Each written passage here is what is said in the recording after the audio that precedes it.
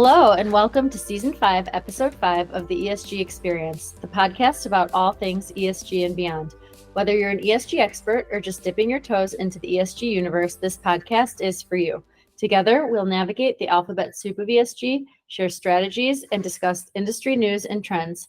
I'm Helee Lev, SVP of ESG Operations at Conservice. And I'm Ryan Nelson, SVP and General Manager of ESG at Conservice.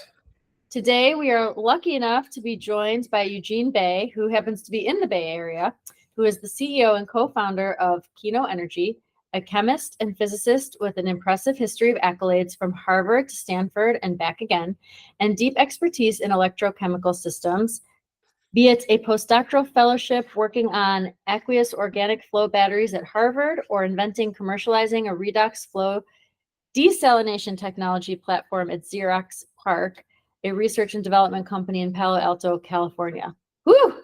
Are we even like on your level? Can you speak at our level during this podcast? Well, we're just all in different fields, right? So I really like what I do. That's all. That's awesome. So I think I'm just a really lucky person more than anything. That's good. And you sound like you're also a grateful person, which is important. As important as being lucky is to have gratitude for your good luck. Yeah, I couldn't have done any of this by myself, that's for sure. Yeah. Well, we're excited today to do a deep dive with you, differentiate between the flow batteries that your company's producing and lithium-ion batteries, talking about their environmental impacts, cost structures, and safety profiles. We'll touch upon some social issues, perhaps some supply chain issues, governance, and anything else that we feel like talking about in our time together today. So, Eugene, thank you for being here. Welcome. Thank you for having me. And again, I'm glad to see how grateful you are, and it's a good reminder. I like to appreciate the fact that I enjoy my job, and like you said, I couldn't do it without the people around you and the team members and whoever you've collaborated with. So we're excited to learn a little bit more about that. Why don't we start? Maybe we'll spend some time on the environmental impact, but we need to learn a little bit about Quino. Helee and I each watched the video with the bear in it. I'd love to learn about the bear. I'd love to learn why you're named what you're named, and what is, like, high level for the layperson, what is a flow battery versus a lithium-ion battery? Are lithium-ion batteries the greatest tech ever, or there's some other way to do this? So yeah, tell us all. Yeah, well, that's a lot of questions. I wonder where to start. Maybe I'll start by telling you about, well, we can save the bear for the end, maybe. Okay. I can tell you about how, what exactly is a flow battery. So those of you listening in today might probably have heard about lithium-ion batteries, but flow batteries might be a new concept to some of you. So I like to liken a flow battery to a vehicle, to a car that burns gasoline. A flow battery is actually, it's two chemicals. Well, any battery is just two chemicals reacting together and turning chemical energy into electrical energy. So if you were to just kind of make the analogy to a car has got an engine, right? And then you feed in air and a fuel, which is gasoline. And this the fuel and oxidizer react, and you get energy, and some of that is heat, and some of that is useful, like motion, for example. So in a flow battery, we kind of have something similar where there's an engine block or power block, and it looks a lot like a fuel cell, which doesn't use any platinum or other catalysts. And then I've got two tanks of liquid. One liquid is the fuel. You can think of it as a fuel, and one liquid is the oxidizer. And when you pump both of these to the power block at the same time, you make electricity, and the spent fuel or spent oxidizer remains in the tanks, and you can actually put in electricity and do this chemical reaction in reverse. So essentially, it's just fuel plus oxidizer goes to an engine block. You can think of it that way. And this whole process is reversible. So, the waste products or the spent material doesn't leave the system. It's just retained there so it can bring in energy and store it when you run the reaction in reverse. Essentially, that's a flow battery. And where it's really good at is, I think, some, longer durations of storage. If I need to, so going back to the car analogy, if I need to drive my car for 8 hours before I fill up, and the stock car only has a tank for 4 hours, either you can just make the fuel tank bigger, or I don't know, you buy 2 cars and then you tow one after the other. So it's kind of like what you'd have to do with lithium-ion batteries. You can think of it as the ratio of the fuel tank to the engine is like kind of fixed. Whereas in a flow battery, you can get any size fuel tank that you like. So when you get to larger and larger, longer and longer durations of storage, then it becomes actually cheaper, and sometimes significantly so, compared to lithium-ion batteries. And of course, there are a whole lot of other advantages as well on like flammability, safety, and supply chains, which I'd be happy to talk about today. So, okay, so from the video that we watched, a tutorial, very useful, by the way. So you can go to Quino website and see the video if you want to understand this technology. But as I mentioned before, it may be like a 5th grade level. So if you know nothing about it, it's a very good explanatory video. But so how big are these batteries physically, and where do they sit? Like, do they sit on site next to the solar power? Do they sit like in a central area? And what's the variation in size? Like, what's the smallest flow battery and the largest? So, I mean, flow batteries can be any size you like, just like with lithium-ion, right? For lithium-ion batteries, you put a lot of small cells together, you make something gigantic. Like, some of them are on gigawatt hours, really, really large. Or you can have something small like a Tesla Powerwall, right? I think most of you might have heard of a Tesla Powerwall. For a flow battery, it's something like that. Essentially, like, I can have a system with a small tank or systems with like a gigantic tank. So, for example, they run the whole gamut from like in our lab, we have some flow batteries at 6 kilowatt hours, which is maybe half a Tesla Powerwall, up to about 100 kilowatt hours, which is 7.5 Powerwalls. But the largest flow battery in the world is, I believe, 800 megawatt hours right now. So that's quite a number of zeros at the end of it. And in terms of size, so I don't know if those of you listening in know approximately what a Tesla Powerwall looks like in terms of dimension.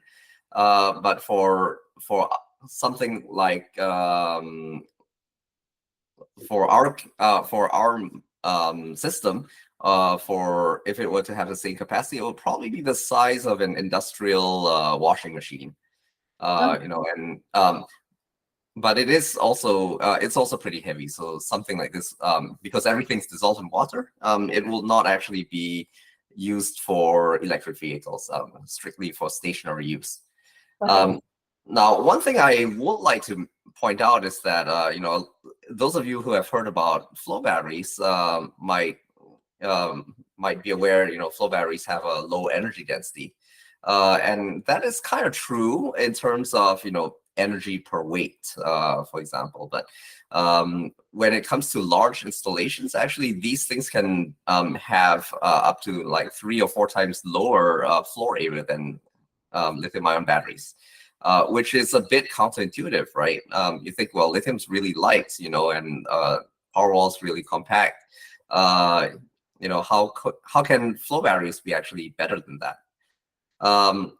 So in terms of form factor, like when you have multiple units, multiple packs, they actually have to be spaced apart by a minimum distance to prevent fire propagation. So what happens is when you make some really big batteries, for like maybe you operate a supermarket or a hospital or something, you probably need more than just one battery pack. So when you have multiple, they actually have to when you get bigger, the batteries have to expand like horizontally, on the land. Whereas for flow batteries, you can actually use volume a lot more effectively, so you can go vertical instead. So imagine some, big tanks and that are really high. Maybe you live around a port or an oil terminal, or you live in Houston maybe, and when you drive, you see some really gigantic tanks, for storing oil and oil products. Those things could be used for storing flow battery reactants too. And then Essentially, I think like two of those, large tanks that you see, that could hold about 3 gigawatt hours of energy, which is actually a lot more compact than the equivalent for lithium-ion. Okay. And what about, sorry, one other question before I know we usually switch up. What about the raw materials? So we had a podcast previously with a woman who was an expert on lithium-ion batteries, and she talked about like having to mine the lithium and how it's very controversial, and it's a finite resource. It's hard to get. Some of the land's protected, and it's a whole thing. Where do the raw materials come from for your batteries? Absolutely. So the name of our company is Quino Energy, and we named it because our raw materials are quinone. So all the way upstream, it comes from benzene and xylene, which are these important hydrocarbons, and those come from crude oil essentially, and so there's really no shortage of it anywhere. So just to give you a sense of annual production versus what can be made, I think like there's about 50-60 million tons of benzene and xylene, made every year, and together that's I think that's about enough for 8,000 gigawatt hours of storage. If all of that was to be converted into a chemical. So kind of like all the way upstream, it comes from either these petrochemicals or coal tar. Coal tar is another major source of the material that we end up using in our batteries. So that's upstream. What happens is that there are people who convert these materials into, like these chemicals into the raw material called anthraquinone, and that's how we got our name. And then dye manufacturers will turn that into a dye. And in fact, the exact raw material we use in our process is actually the dye that's in the shirt I'm wearing right now. So this is a podcast, you can't really see it, but it's an orange-brown shirt.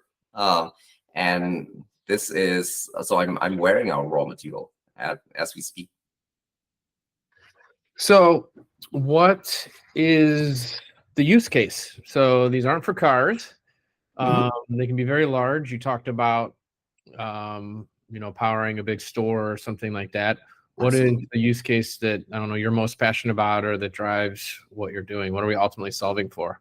Yeah, it's all about decarbonization, right?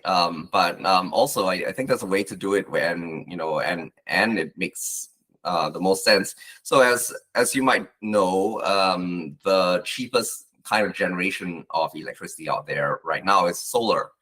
Solar and wind is even cheaper than natural gas or other kinds, or even coal or nuclear these days, which is quite insane.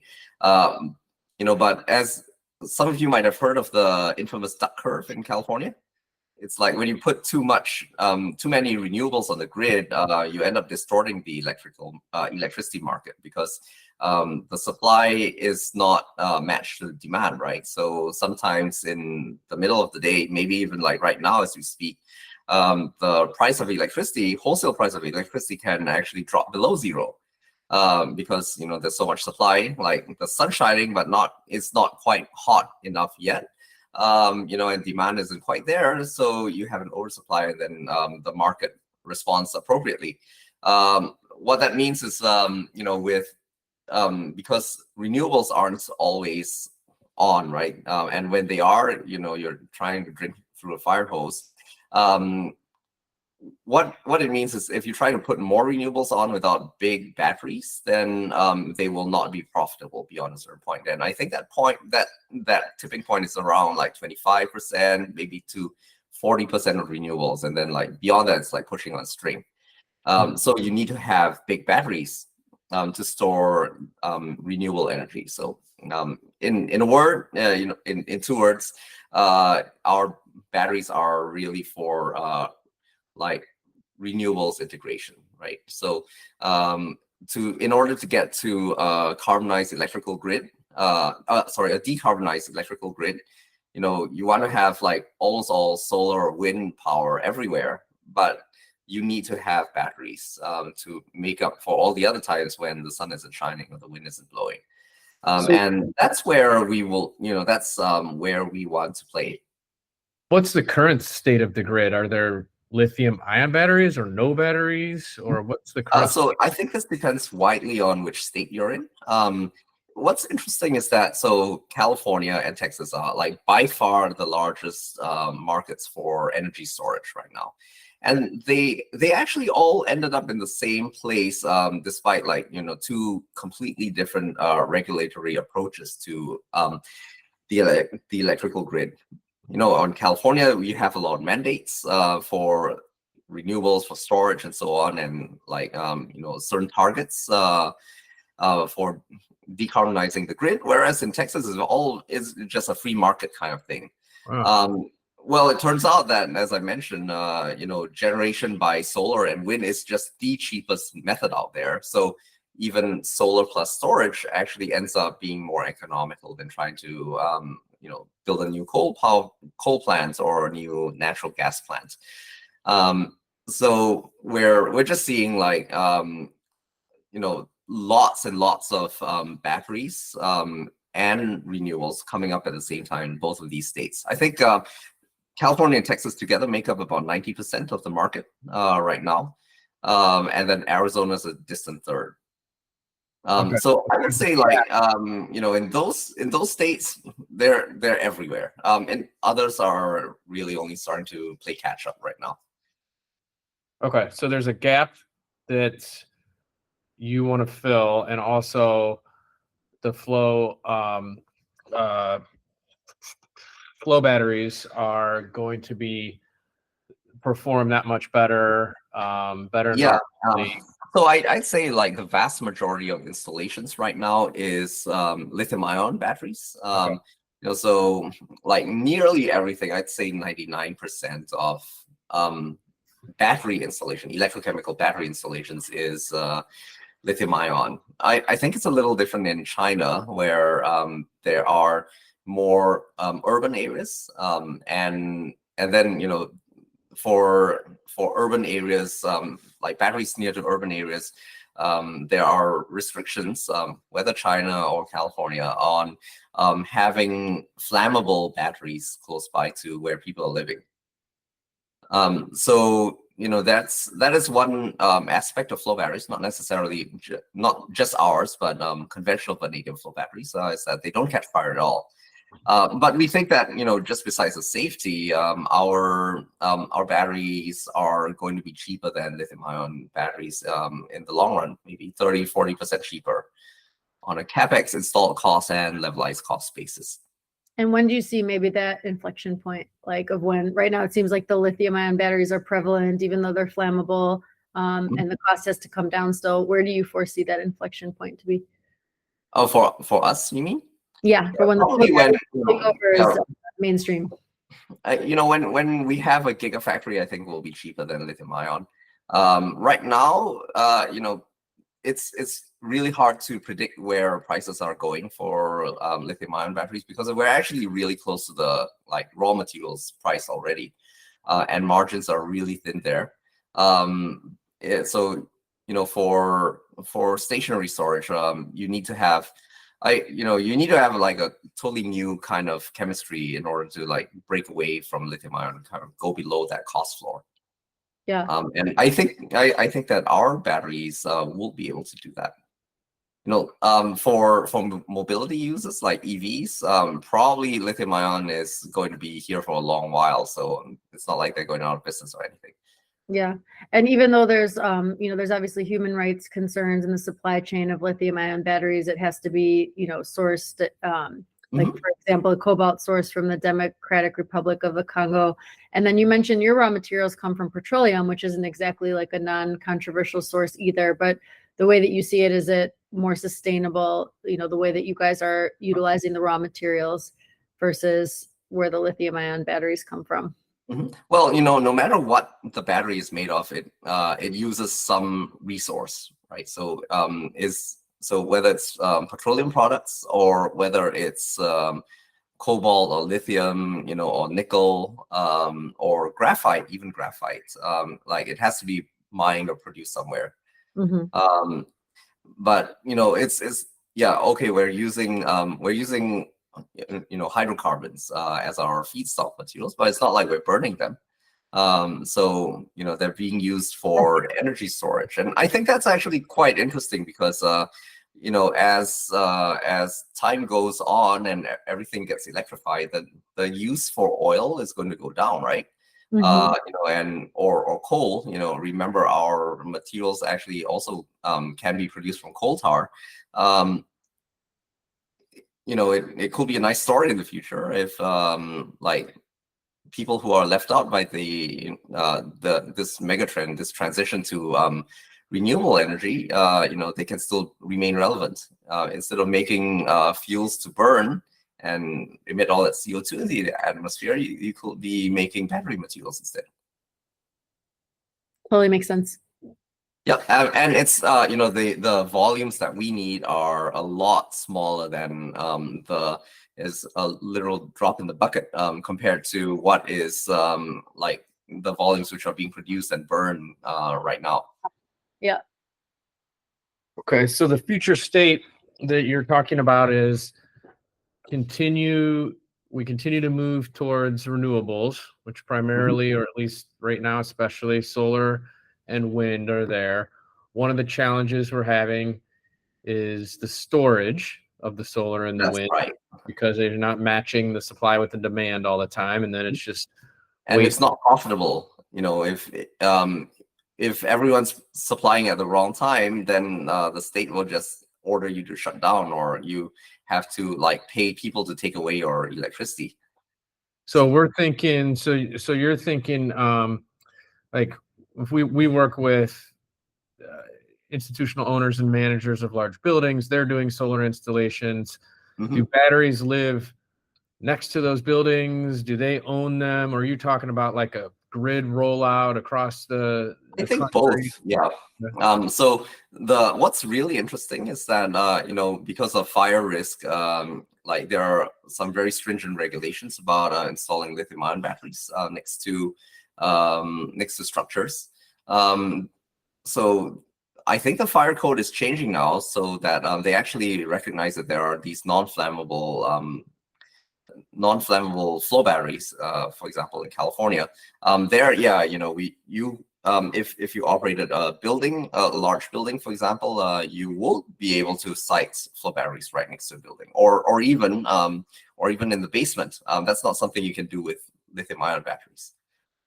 Okay, so we'll live in a world where flow batteries are all over the grid, allowing us to use renewable sources. Lithium batteries are still in our cars, but when I'm charging my car at home, I'm using renewable energy to charge it, thanks to the flow battery that's supporting the grid, sort of deal. Right. So even in the future state of the grid, there's definitely going to be a place for lithium-ion batteries. So, like I mentioned, remember this automobile analogy a while back. Lithium-ion batteries are still pretty good for shorter durations of storage, maybe up to 4 hours. So I think and that's where there are already a lot of installations. I think that's where they'll continue to find use. But for longer durations, 12 hours, maybe the next day kind of storage, then you'll see flow batteries kind of living side by side with lithium-ion batteries.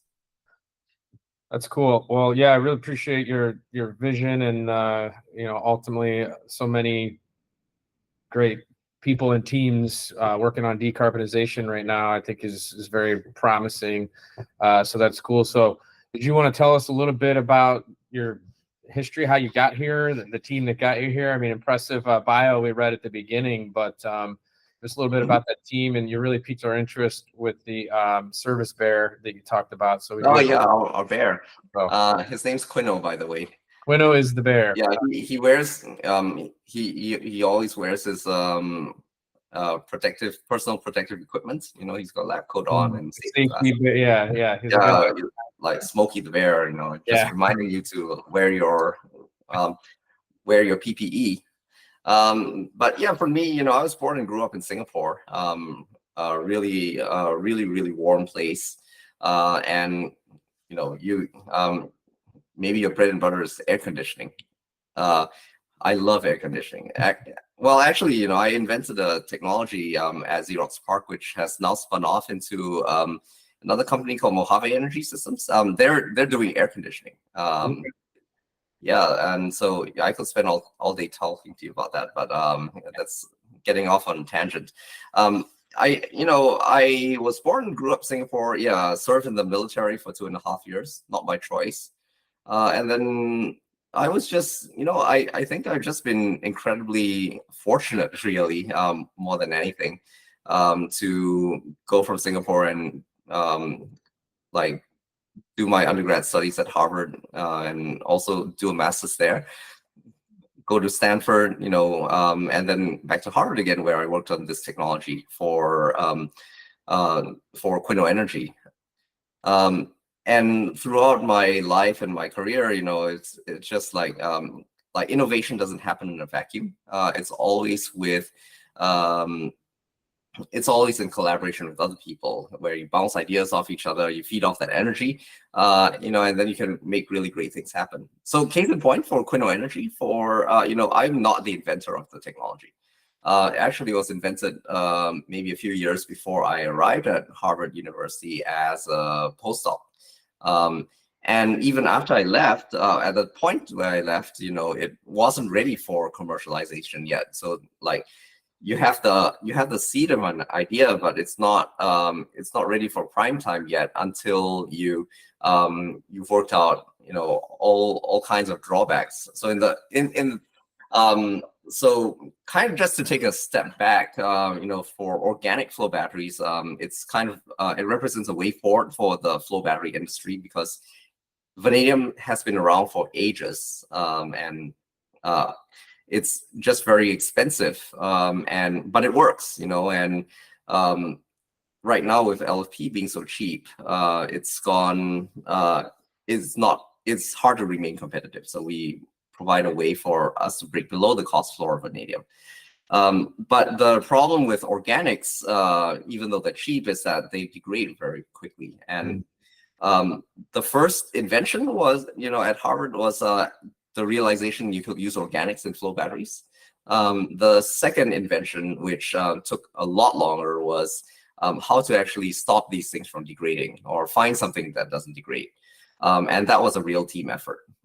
So at the point where I left, I had developed organic reactants that didn't degrade, but which were still too expensive to make. And then later on, after I left,